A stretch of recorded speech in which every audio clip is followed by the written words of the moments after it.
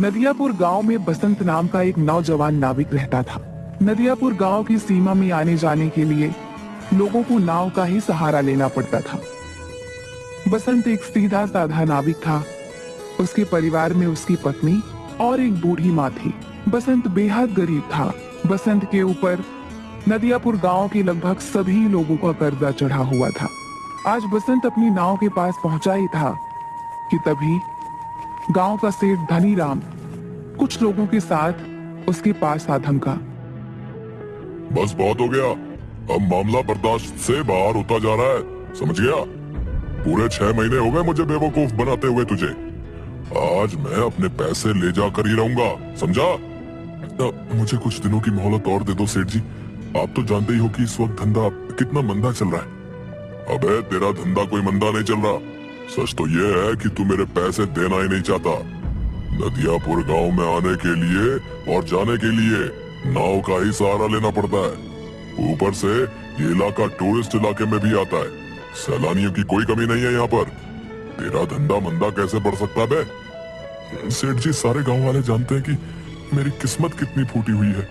मैं बड़ी मेहनत से पाई पाई इकट्ठा करता हूँ, लेकिन वो पैसे किसी न किसी वजह से मुझसे खर्च हो जाते हैं। बसंत पर सेठ धनीराम बसंत का मजाक उड़ाते हुए अपने लोगों को देखकर बोला, रे सुना तुम लोगों ने? ये बड़ी मेहनत से पाई पाई जोड़कर रकम इकट्ठा करता है और इसे खुद नहीं पता कि इसके पैसे कहाँ खर्च हो जाते हैं बे? इतना कहकर धनीराम गुस्से से बसंत की ओर देखकर बोला, ये क्यों नहीं कहता कि तू एक नंबर का अय्याश है? सारे पैसे अय्याशी में। ये क्यों नहीं कहता कि तू एक नंबर का अय्याश है? सारे पैसे अय्याशी में खर्च कर देता है। बेवकूफ आदमी, तुझे कोई और नहीं मिला बेवकूफ बनाने के लिए, है बे? नहीं, ऐसा मत कहिए सेठ जी।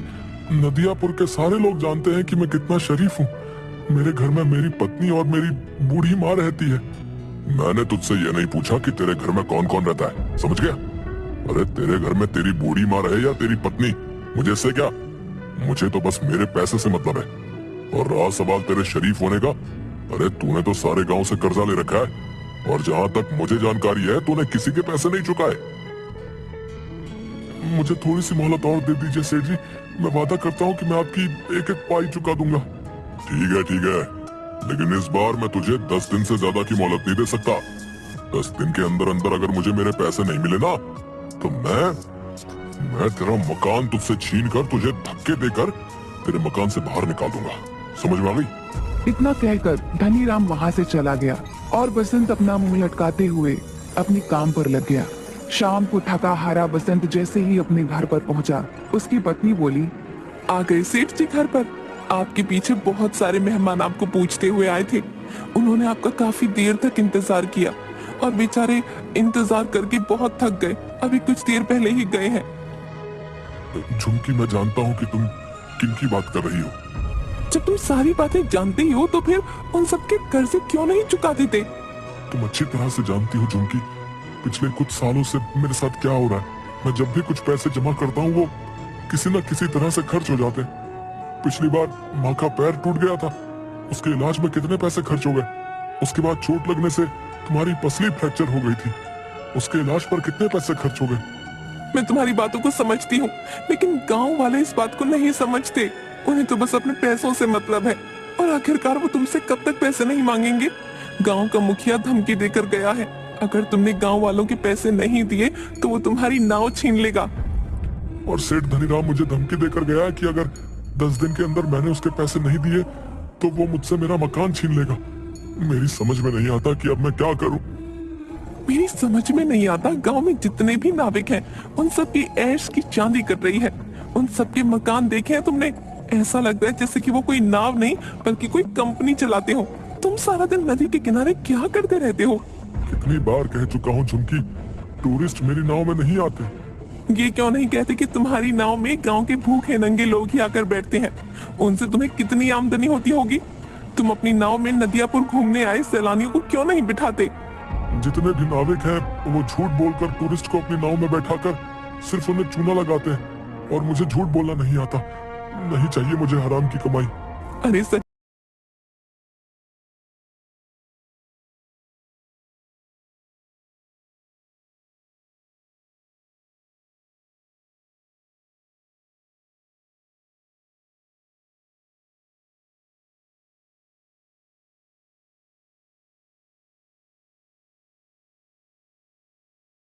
निकाल दिया जाएगा। उसके बाद अपनी सच्चाई के प्रवचन बाहर बैठकर देते रहना। इतना कहकर झुमकी गुस्से से वहां से चली गई। ऐसे ही 10 दिन गुजर गए। 10वें दिन बसंत नदी के किनारे उदास बैठा हुआ गहरी सोच में डूबा हुआ था कि तभी वहां पर धनीराम फिर से आ पहुंचा। याद है ना बसंत, आज तेरा आखिरी दिन है। अब इससे ज्यादा मैं तुझे और मोहलत नहीं दे सकता भाई। शाम को मैं तेरे घर पर आऊंगा वसूली करने के लिए। मेरे पैसे तैयार रखना, नहीं तो अपना बोरिया बिस्तर समेट कर चुपचाप चले जाना। इतना कहकर धनीराम वहां से चला गया।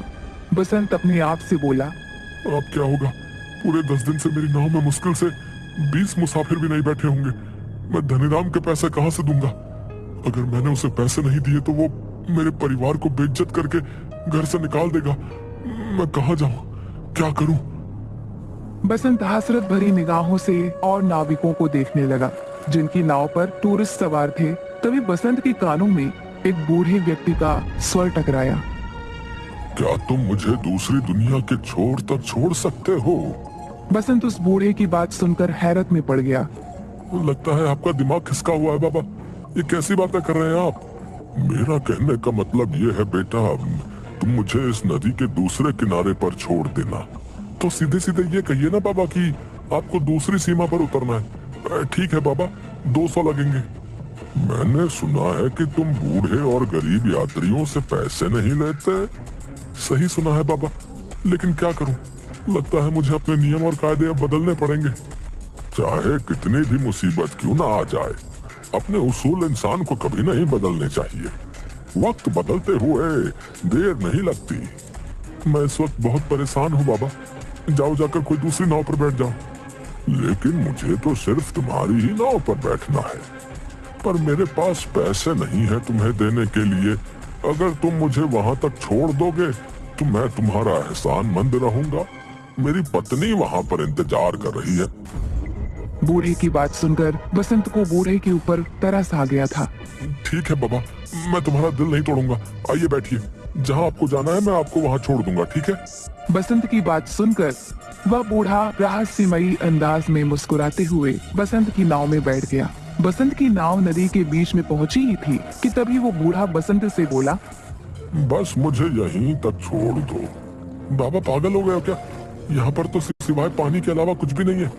जो मुझे नजर आ रहा है वो तुम्हें नजर नहीं आएगा बेटा। तुम नाव यहीं रोक दो, मैं यहीं उतर जाऊंगा। बाबा तुम डूब जाओगे, पानी बहुत गहरा है। मगर बूढ़े ने बसंत की बात नहीं सुनी और नदी में कूद गया। यह देखकर बसंत बुरी तरीके से घबरा गया और बड़बड़ाता हुआ बोला, अरे कहाँ फंस गया मैं? अगर ये बूढ़ा मर गया तो इसकी मौत का इल्जाम भी मेरे ऊपर लगेगा। सभी लोगों ने इस बूढ़े को मेरी नाव में सवार होते हुए देखा है। अब क्या करूं? लगता है मुझे भी नदी में कूदना ही पड़ेगा। इतना कहकर बसंत ने नदी में छलांग लगा।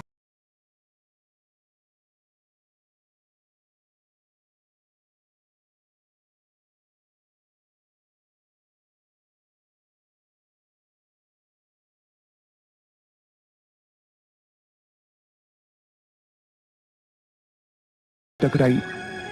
बेटा मेरी शाख थोड़ी सी झुक रही है, इसे थोड़ा सा सीधा कर दो।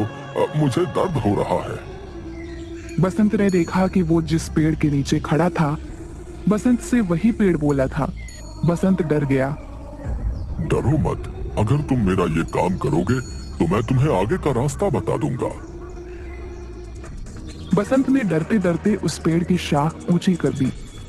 तभी अचानक बसंत के सामने एक बेहद सुंदर सोने की सड़क बन गई। घबराओ मत, तुमने मेरी मदद की है, इस वजह से ही तुम्हारे लिए ये सोने की सड़क मैंने बना दी है।